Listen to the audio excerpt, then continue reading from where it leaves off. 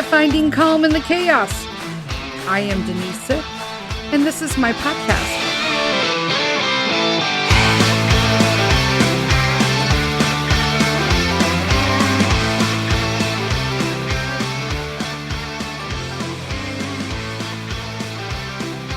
Hello, everybody.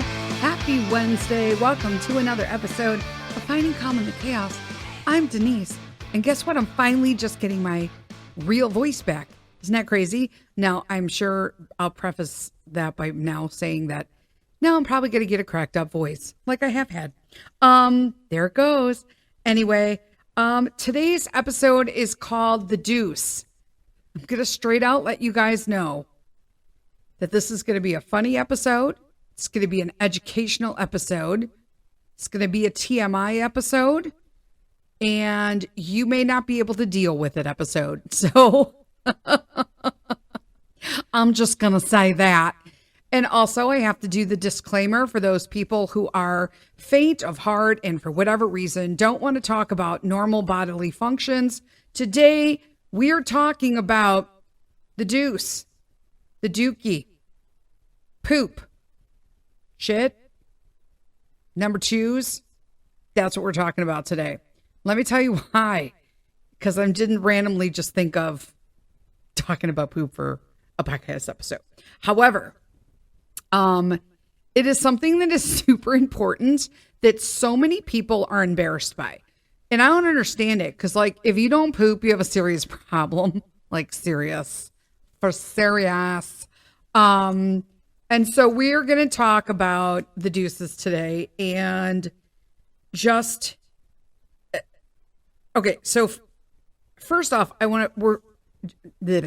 just so you have an idea what we're going to cover today, we're going to cover the actual like biology and like what is healthy, what is not in a bowel movement. Then we are going to talk about what is unhealthy in a bowel movement because this seriously affects our health. Then we are also going to discuss sensitivities, food sensitivities that can affect your bowel, like IBS or just regular sensitivities. IBS is a specific disease. However, if you have other autoimmune diseases, such as myself, you also have bowel movement issues depending on food. If you have celiacs, you're going to have, issues to gluten and grains, certain grains, all that kind of stuff. So all of this, say what you will, really is to just kind of home point that we should be eating better overall as people. We really need to treat our bodies. We are what we eat. And if you do not believe that in today's day and age, when we have bioengineered foods and now they're putting out recipes for cicadas, if you do not know, see, that's like if you know, that's a regional thing. So I am located in Northwest Illinois. And right now we are in the middle of an emergence, they call it, an emergence of cicadas, which are huge. The only way I could explain them is that they're like June bugs, I feel. Now, I don't see a lot of June bugs. Those are usually, they're in my area, but not predominant where I live. However, they are gross and they tend to just fly around, but they're pretty much harmless, as are cicadas. They are super loud cicadas. They make this singing noise that is almost deafening. But however, this year we have a very rare, I believe it only happens every, I think 221 years. We have a double brood. So they are different broods. So a cicada is a large bug that lives, I'm sure there's something, Google them. They're very fascinating animals, insects, whatever. They live underground, depending on the brood, from like 14 to 17 years. Okay. They're just underground as like little larvae or whatever. And then they emerge from the ground simply to basically get their exoskeleton, mate, and then they die. And the eggs that they lay are usually around a tree. When those hatch, they literally go back underground for another 12 to 17 years. And then you don't see them until then. I mean, it's kind of fascinating. They're not fun to look at. Okay, so I'm trying to make like light of this situation. However, I'm going on a tangent for cicadas, but it's probably going to be better to talk about cicadas than bowel movements. So I'm going to preface it with just kind of a warm up into grossness. However, you figure like for the little time that they don't bite. They don't carry diseases. They don't really affect anything. They do fly wonky like June bugs, but it's basically because they get this huge exoskeleton from being just like little larvae, and they're just trying to find a mate, man, and they got wings and they could find somebody. But they're not really good at dealing with the heaviness of the exoskeleton, so they like fly like lunatics. So this double brood in Northwest Illinois is coming up, and they're starting to emerge now. People are seeing them just south of me. I don't see any yet. I mean, I have a hard time believing it's going to skip me. I'm not thrilled by this, but I'm not completely as disgusted as I thought I was going to be by it. Dogs can eat them. There's that. If they eat too many, they can just have an upset stomach for being pigs. But they're not like, people are they're literally local chefs and restaurants who are posting like recipes for them. And I'm like, yeah, I'm going to hard pass on that because apparently they're high in protein. And I'm like, yeah, that's great. You know what else is high in protein? Meat. There's that. Coming from the plant-based girl.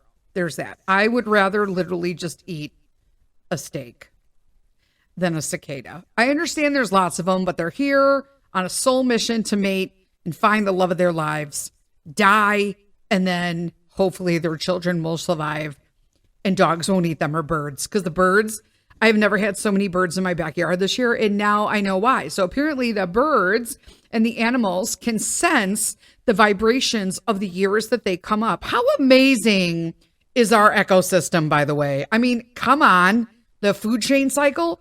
So the birds know. So squirrels, birds, they all eat them. Squirrels, you heard me. Squirrels eat cicadas. So they're like all excited right now. And I've never had so many animals in my backyard, but I'm like, I hope you eat them all. And I'm sure the dingbat buster will be eating them all as well. That said, we're going to jump into some education. We're going to educate you on your stool. So find a stool, sit down, and we're going to talk about your stool. There's that. I'm going to keep at this, guys, because it's hilarious. So I'm going to read this, and I'm going to tell you like something funny that prompted this whole thing. But I want to get that this is somewhat an educational podcast today. So believe it or not, like in 1997, there was a physician by the name of Dr. Kenneth Heaton, who developed something called the BSFS, which was the diagnostic tool for basically classifying stools into 7 categories. You heard me right. There are 7 categories of poop. Okay. Now the BSFS stands for the Bristol, shoot, I had it and then it went away. What is it called? The Bristol Stool Form Scale. There you go. Bristol, like Bristol, Bristol Stool Form Scale, because it makes a huge deal. And I know people are just like, really anti-poop, and I don't get that because pooping is important. So, and it can really give us many indications in all seriousness on what is going on in our bodies. And so he developed this diagnostic tool, the Bristol scale, into 7 categories, right? So that healthcare professionals could use the chart as this practical guide to assess basically how long a stool has spent its time in its bowels. That's important to know because you should be moving on a regular basis. Okay? Moving meaning your stool. Okay? You should be pooping on a regular basis. And a lot of people struggle with this. Okay? But it helps, basically the scale, the Bristol scale helps assess conditions of the bowel, right? It measures the effectiveness of treatments just so that you have an idea where you're at, if you're helping, like, if you've got irritable bowel syndrome, which is IBS, they'll use this Bristol scale to see if your medication's working, if it's not working, if it is working, where you're at, how much you improved, and whatnot. Okay. So the Bristol stool chart, boy, I say that real fast, is a scale that like classifies stools, and it ranges from the hardest to the softest. And experts consider basically type 1 and 2 to be what do they say? I got to say this, like uncharacteristically hard. And basically that's constipation. Where then on the opposite end of the scale, 6 and 7 are loose and the diarrhea scale. Yeah, we're talking about this today, guys. We're really talking about this. But 3, 4, and 5 in the middle are obviously the most common and most typical, and are considered in I believe, the normal range. Okay. So, I swear to God, this is the scale, guys. I'm not making this up. Look it up. Bristol scale. It's pretty easy. So type 1 and you get this a lot in kids, right? Especially babies as they're trying new foods and you get the separate hard lumps, which means you're very constipated. Okay. Number 2 is lumpy and sausage-like. So you're slightly constipated. So it's almost like forming a stool, but it's still the hard lumps, but they're clumped together. Those are 1 and 2. So this is categorized as constipation. So it has the appearance of separate hard lumps. 2 is like a sausage shaped, but lumpy. Both indicate constipation. The stools are usually hard. They're dry. They're difficult to pass. They also can be darker in color, because this is what happens when food passes too slow through your digestive system and the colon is absorbing too much water. So a lot of people, I'm going to preface this, we're going to back up a little bit, and I'm going to talk about what our intestines are for, because a lot of people just don't get it. So our intestines, okay, so our stomach is not really where we get. The stomach is for digestion in, per se, breaking down the foods that we are eating and the drinks. They are breaking them down in the stomach acids. And guys, this is like a really very layman's term. I don't want to get technical. The process is quite stunningly amazing and complicated. Our bodies are amazing chemically. But our stomach breaks everything down and it pushes it off. And obviously it's going to pass like bile duct, all that kind of stuff. Okay, that's not what we're talking about. When it gets to the intestines are like snake-like, obviously, right? They look like a big snake and they're constantly moving. So imagine them kind of having this almost like a pulsating heartbeat, nice and slow, but it's moving and squeezing and opening and, tightening and opening and tightening, and it's squeezing. And as it's doing that, it's pushing all of the stuff that the food broke down into kind of like a big mush, okay, for everyone. As it is moving through the intestine, you got a large intestine, duodenum, whatever people say. I call it duodenum, so I spell it right, to be honest with you. And you got small and large intestines, okay? So if it is moving too slowly through your intestines, meaning your digestive process it's too slow, your food becomes extremely compacted inside the intestines, because every time the intestines are squeezing and moving that food through them to the bottom, to the rectum, to where you poop it out, it is extracting and absorbing vitamins, minerals, proteins, water. Okay. That's just the essential. There's also amino acids, all that. We're going to do the basics here. And if it's squeezing and your food is just inching its way through there, by the time it gets to the rectum, and you get the sensation to have a bowel movement, it has been so incredibly extracted, any moisture, that that's how you wind up with hard stool. Okay. So these are the 2 stages of that. I hope that helps a little bit with that part of it. So then you have 3, 4, and 5.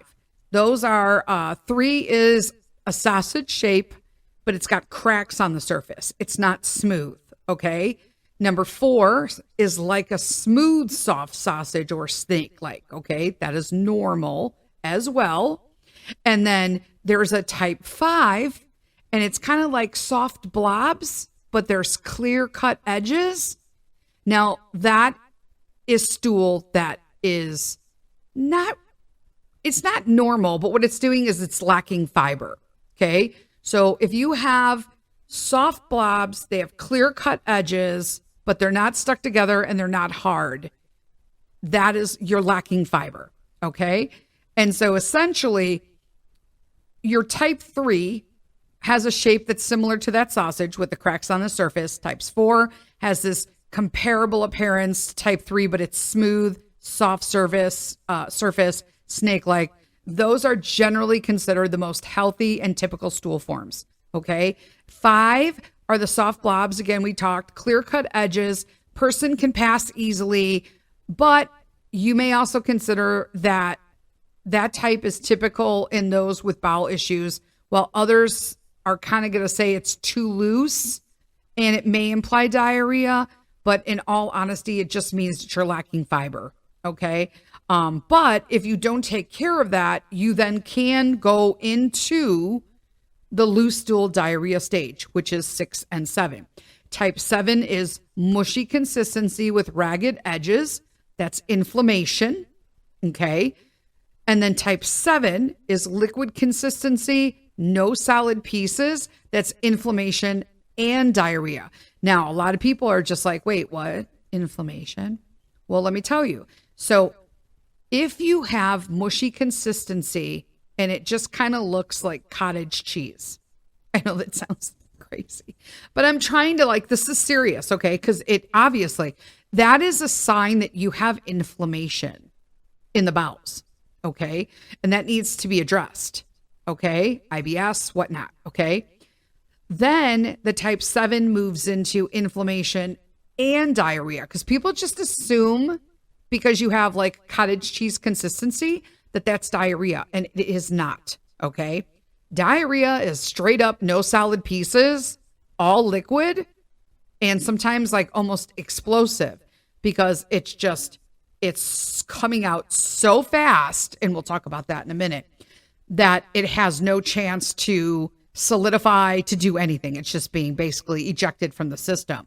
So 6 is a mushy stool that appears to be consistent of it's almost fluffy, okay, with ragged edges. 7, all liquid, no solid pieces.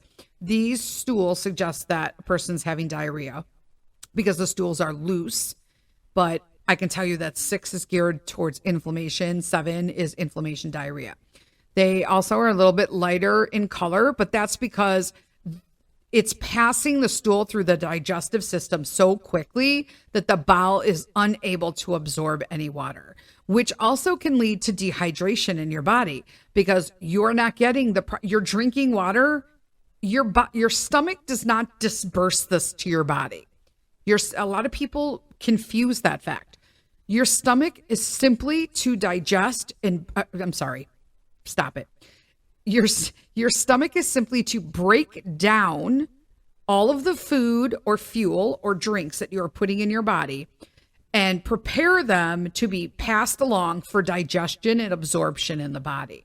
Okay. So if they're passing too quickly through the digestive system because the bowels are inflamed, or there's something going on like IBS and all that kind of stuff, you have a legitimate disease, intestinal disease, there's no chance for the bowel, for the intestines to absorb water. So it just comes, pouring out basically.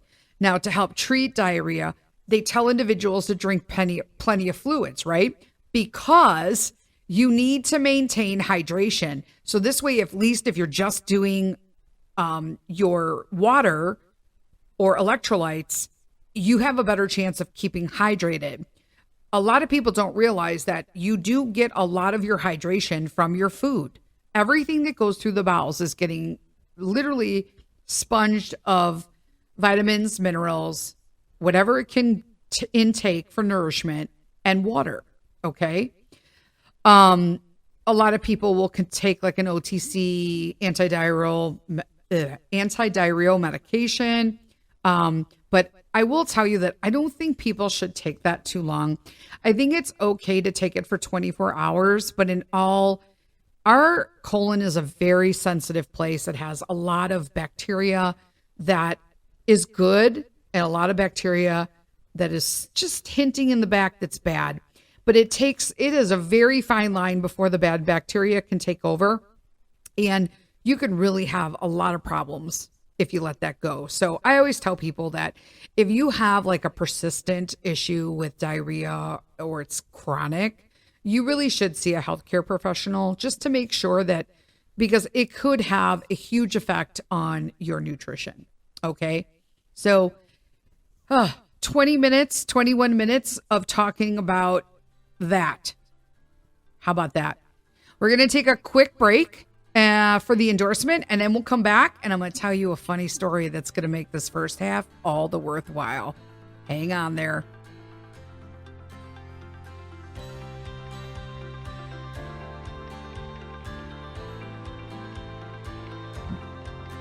Hey friends, I want to talk to you a little today about our sponsor, which is Pet Matrix. Pet Matrix is a premium canine supplement company, and I chose this company straight off the bat for Buster and Chica.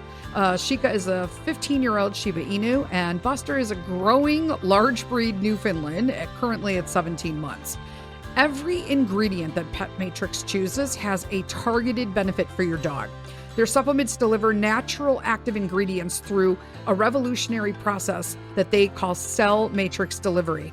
By applying science and including bioactive peptides in their human-grade all-natural recipes, they're able to target a dog's specific needs, plus provide the benefit nature intended.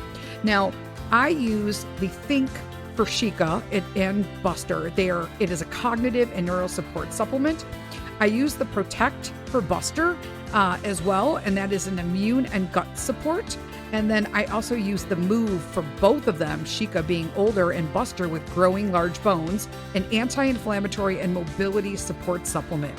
If you want to check out Pet Matrix, you can check them out at petmatrix.com. That's PETMATRX.com.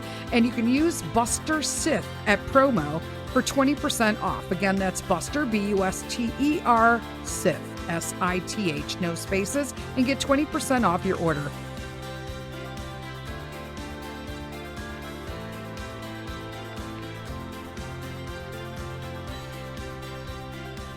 Okay, we're back.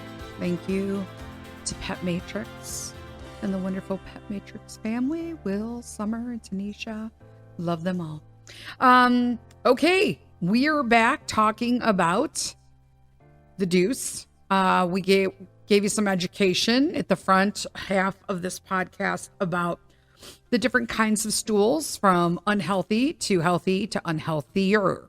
And so now we're going to talk about, I'm going to tell a little story, but first I want to let you guys know that there is a difference between food allergy and intolerance.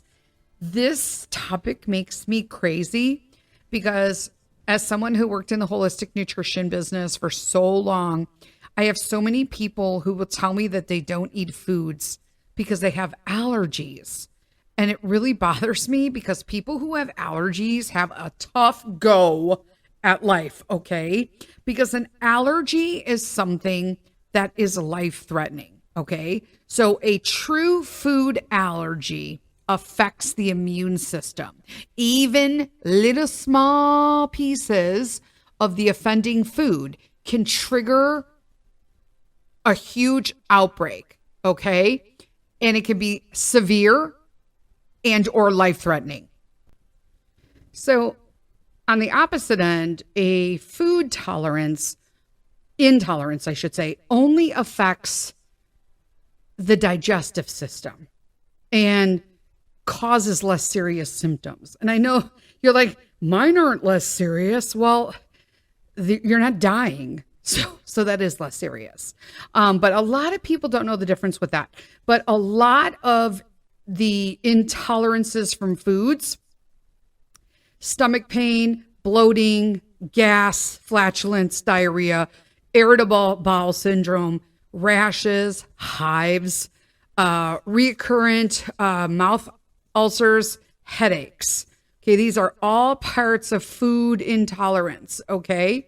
But if you have a food allergy to something, okay, you are going to have a reaction that involves breathing, and it needs emergent care. So please know the difference between that. I'm really just trying to get people to stop saying they have allergies for stuff, and they really don't. So now that we talked about that, we'll talk a little bit about IBS in a minute, but I want to tell you this story. So I was watching, you know how I am. I love me the reels at night when I can't sleep, but they're always like informative to me. And one of them was a girl who said that she was talking with a bunch of friends and they were just getting really real. And it's funny because I had this conversation with my girlfriend, Christy. Hi, Christy. And we have this conversation, and I love that I can have these healthy, like just real conversations. I don't know why we're embarrassed to have these conversations, let alone with our friends. It makes no sense to me, because this is how you know that things are okay. We live in such an isolated world of just looking at everybody's ideal, made up, AI influenced lives on social media, where like at this point, nobody poops. It's insane. So I was watching this reel, and Christy and I were all talking about this after it spurred like an entire like hour conversation about pooping and peeing. And I know she's listening at one point and she's going to be laughing because she's like, yeah, we were. And let me tell you, okay, so I obviously have issues. Here's the TMI part of it with food sensitivities. And there are some foods, which is why I went plant-based, and I allow some foods to come in. I'm 90% plant-based, 10% whatever I want. However, my trigger is chicken and dairy. Like, trigger, okay? Meaning like I'm not halfway through an egg and I'm in the bathroom because I could hear my stomach, okay? And here's me. So yeah, let me have more eggs. Yeah. Will I stop eating eggs? Probably not. But I don't have them as often as I used to. One thing I really, really like, yogurt. But I finally found a plant-based one that I really like. So I'm like, thank you. Thank you, Jesus. So I'm sorry. I'm just like, you know me with my tangents. I can't stop. But let me tell the story. So this girl is in a room with all of her friends, and somehow they bring up poop. And she said, yeah, you know, I mean, I feel like everybody does this. And I just thought it was so weird because I felt like I pooped more than I actually did. But then when I wiped and I looked and they were all looking at her, and she was like, what? And they're like, you look at it? And she's like, well, yeah, I have the tissue and toilet paper, and I go to wipe, and then I look, and then you dump, and then like you grab more tissue and you wipe to see, is the tissue dirty? It still is. Warrants another wipe. Maybe you bidet, maybe you don't. I know all my European and whatnot over there are like, oh my God, this is why we use the bidet. And a bidet is awesome, but we don't have them in America. They're very rare. If they're there, you put them in yourself. Okay. And we can't use wipes, or you shouldn't use wipes. Some people can, but number one, they're filled with chemicals. And if you want to do like your own thing where you have your own wipes and stuff, and yeah, I don't have time for that. So bless your hearts, but you do you. But you have to look, and you can't put wipes, even when they say they're safe for septic. They're not safe for septic. Okay. You can't just put stuff down the toilet. So I don't do that. Okay. If you do that, that's fantastic. This story means nothing to you. However, even if I was wiping with a wet wipe, I feel like this girl is still going to look, right? So she looks until it's clean. And then she says she flushes and then she's cleaning up and doing her stuff. And she said that all of her friends like looked at her and was like, wait, you wipe and you look at it? And she's like, yeah, look at it. You don't look at it? They're like, no, I don't look at it. And she goes, now I'm like literally reevaluating all of my friendships of people who don't look when they wipe, because how the hell do they know they're clean? And I'm laughing so hard at this point that I thought I was going to wake everybody up in the house. That's how hard, because it was like 2 a.m. I'm laughing. I'm like, I'm snorting. I'm choking because I can't catch my breath. I'm just dying because this girl, it was the best delivery I could have ever given. And then I sat there thinking to myself, who doesn't look when they wipe? And I thought, I'm totally on board with this girl. I agree wholeheartedly, 1,000,000%. You need to look at your toilet paper or whatever you're wiping with to make sure that you are clean. And even if you are using a bidet, you are still going to dry. You better look at that towel and make sure there ain't no spots on it. You know what I'm saying? And then I thought, who doesn't look? And she's like, I need to reevaluate if all these friends have their asses on my couch because they don't look when they wipe. How do they know when they're clean? And I'm dying because my OCD self is just like, wait, what? And the more she kept talking about it, I was just like, I'm never having people to my house again. Joking, but not joking, because I am going to think about that every time somebody who doesn't live in my house sits on my damn couch. It was hilarious. So that was the deal with that. I thought it was hilarious. So I don't know. Show of hands. Are you a wiper and a looker? Or you're just a wiper and a dumper? I don't know, but I think everybody should be looking. I'm just saying, I think everybody should be looking. Everybody should be looking. All right, our last, I just want to cover IBS because irritable bowel syndrome is a huge issue today, and so many people suffer from it, and it is not fun to have this if you want to go out and do anything. And not fun at all. I feel like I may have this, but not to the extreme that some people have it. Although I do have my moments depending on if I'm eating foods that I have sensitivities to. I kind of plan ahead before I eat it. And it's a chronic condition and it causes a lot of abdominal pain and discomfort along with changes in the bowel habits. The pain is like cramping. It's like sharp or feeling full. Or you're distended, right? You're bloated, burning. The pain is usually worse after eating, but it may be relieved if you actually pass gas or you have a bowel movement. Bloating, stomach may certainly feel uncomfortably full and swollen.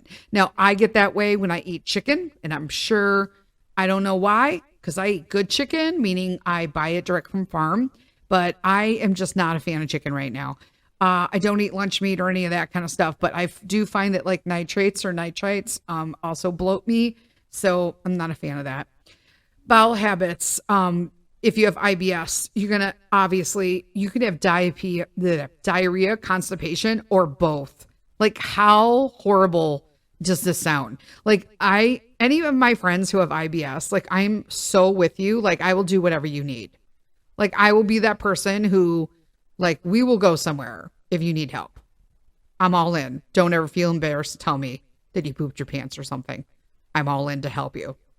Diarrhea that may cause watery stools, constipation, explosive diarrhea, or straining when passing stools. That's horrible.